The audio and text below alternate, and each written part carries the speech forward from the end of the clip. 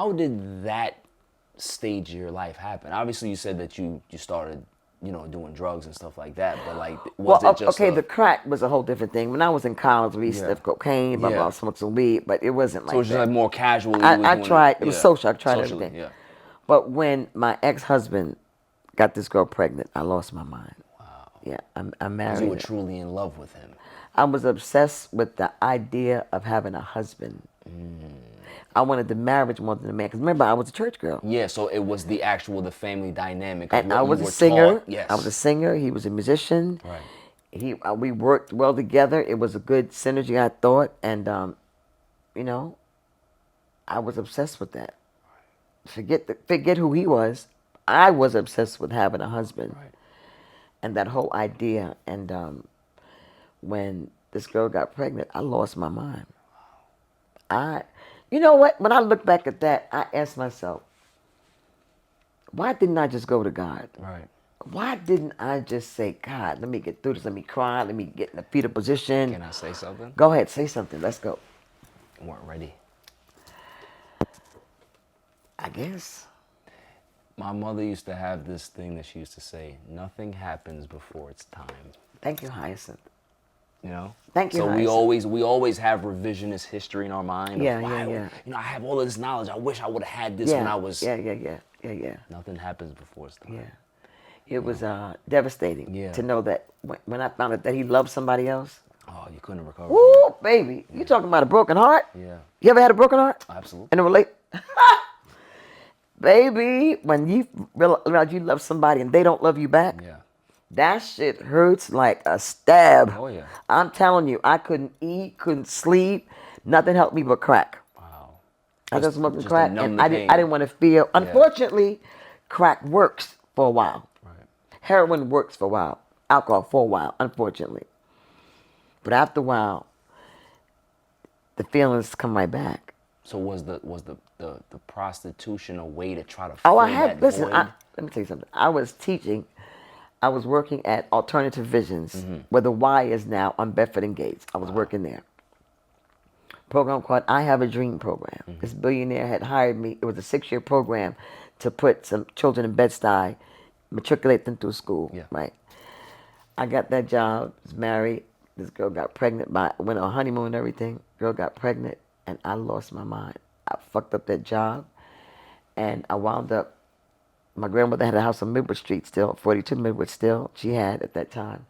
I wound up smoking crack and selling but see, the thing I found out, in order to have crack all the time, you have to have a lot of money. Right. So I quit my job because I had to get high every day. I didn't want to feel nothing. So I you didn't need want to to make feel sure that nothing. you had that I money checked available. out. Yeah. So I'm not a thief. Well, I don't say I shouldn't say. Because people say you stole people's time. I was told that. I don't steal. I don't boost. I don't commit. I was going to say I don't commit crimes. The prostitution was a crime, is a crime, I Right. guess. Depending on the state. Yeah. So I couldn't do no other hustle, Yeah. and I wasn't begging nobody for shit. Right. So I said, I always knew you put men and money together. I was taught that. I was taught men and money go together, look a certain way, act a certain way, and you can get some money. But if you're tricking a nigga, you gonna have to give him some pussy. You gotta do. So I said, you know what? Let me just sell some pussy. Right. So for 2 years, I walked the streets of Prospect Park, the Bronx, different places, and I smoked crack, turned to trick.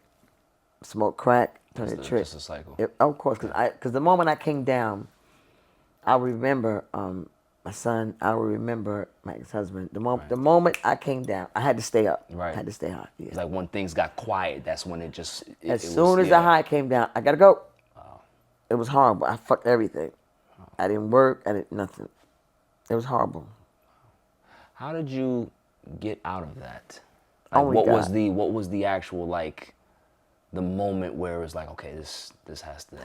It was July, first week of July. I was in front of Our Lady of Mercy Hospital in the Bronx. I had been to Phoenix House, a treatment program, for 11 months. I became what they call a staff in training. Oh wow, awesome. But the whole time I was there, I was full of shit. Oh, okay. I went to Yorktown in the Phoenix House, the program, and I was what they call, I had jobs, house job, as a well, you wouldn't know the name of, but this job's in the treatment facility. And I became very popular because, I sang. Yes. So I started a choir in the motherfucking place. Let me tell you something. I started a choir in Phoenix House, in LIC, right? Because I used that to let me get through treatment. Yes. I started fucking my peers, about 3 peers. I was fucking the house manager. Listen, let me tell you what happened. In Yorktown, where had been there 11 months, going to be a counselor, there was a counselor that I had sex with, right? And of course, not supposed to do that. Violations, all that kind of stuff. Baby, I told what they call a day one, somebody you go in treatment with the first day. I told him my secret. I said I had sex with, well, I shouldn't say his name. Almost said it. Yeah, we'll blank I it had out. sex with a nigga, right? And he was a counselor. Yeah.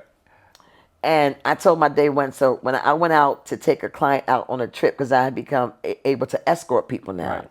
Which when I went out to escort, they went their way, I went mine, and we met at the train station. I was full of shit. I was dishonest.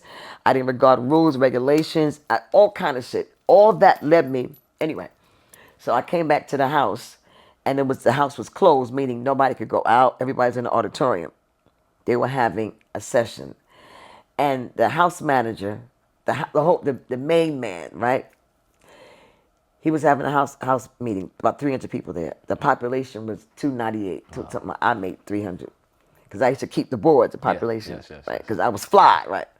Baby, I go into the auditorium coming back from the trip, because the escort gets a little prop, because you can escort people now. And I was considered an older peer. Because the time I was in the program, my name was ringing bells, Gina Fletcher. Blah, blah. I go in there, and he says, Gina motherfucking Fletcher, did you fuck so and so in the microphone? Because it's called the closed house, and people who are in treatment know what I'm saying. Yeah. And he confronted me. At that moment, I should have said, "Yep." I said, "I ain't saying shit." I ain't saying nothing. He said, "Get the fuck out of my house, pack your shit and get out," and kicked me out of treatment. So I go in the hallway with my luggage, right? And they say they're gonna call a bus to take you to the train because it's upstate in Yorktown. Well, he comes at the director. He's the director, and he says, "Listen, Gina, just clean your belly. Clean your belly means tell all your secrets. Get it out. Right. Get it out. It's a therapeutic tool that people use to make you confess, like in confession. Yeah. Same thing. Tell motherfuckers business, but they want you to mention other people." Right. I said, "I can tell what I did. I'm not saying about nobody else." I'm not snitching. And he said, "Well, okay. If you don't want to, then you can leave. But if you talk, then you can stay." To me, see, it felt like snitching to me. Absolutely. But I really wanted to get high. I wanted to smoke crack. Because I hadn't worked on nothing. Every time when I was in treatment, every time I thought about my ex-husband, I would cry. Right. I didn't talk about the feeling of being hurt. I didn't talk about that. So you concealed that. So you weren't. And I left Yorktown, came back to Brooklyn that day. When I went in treatment, I was about 109 pounds. I came out, I was about $150, looking nice, yes. Right? I went back to Midwood Street to my grandmother's house, and I had my son. My grandmother had my son. And that was July, right, 1992. My son was 2 years old.